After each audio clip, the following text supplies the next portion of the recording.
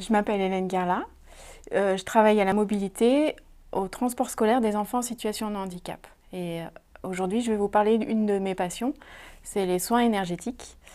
Alors j'ai découvert ça il y a 5 ans, de façon par hasard en fait.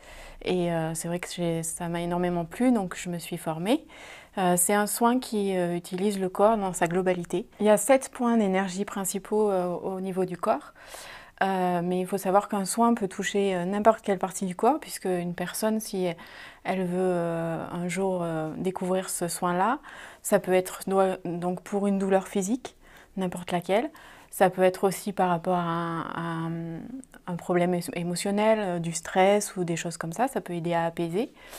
Donc voilà, c'est vraiment très très varié.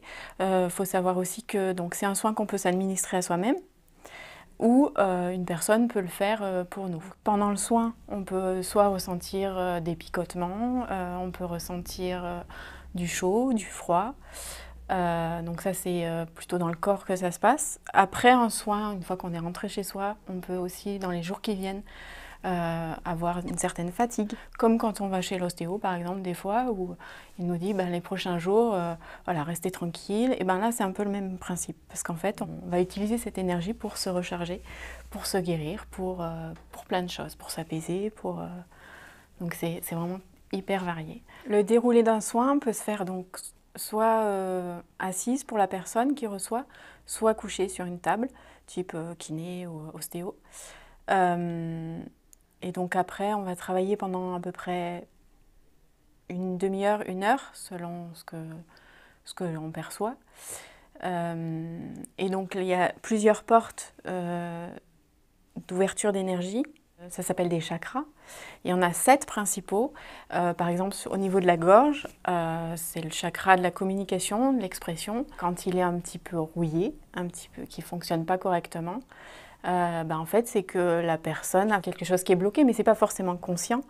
Donc le travail du soin énergétique, c'est ça, c'est d'aller comprendre et d'aller chercher pourquoi ce chakra est bloqué. Après, c'est pas y mettre des pourquoi, des comment, des où, c'est juste débloquer ce chakra pour qu'il fonctionne le mieux possible. Cette passion, j'aimerais qu'elle se développe donc soit par des soins individuels, soit aussi en soins complémentaires de la médecine traditionnelle, puisqu'aujourd'hui, il faut savoir que dans les hôpitaux, les cliniques, les portes commencent à s'ouvrir, alors très doucement, mais c'est vraiment des soins complémentaires qui peuvent aider les personnes, par exemple sur des soins cancer ou des choses comme ça, qui sont très lourds. Vulgariser ces soins énergétiques, c'est quelque chose qui me tient à cœur.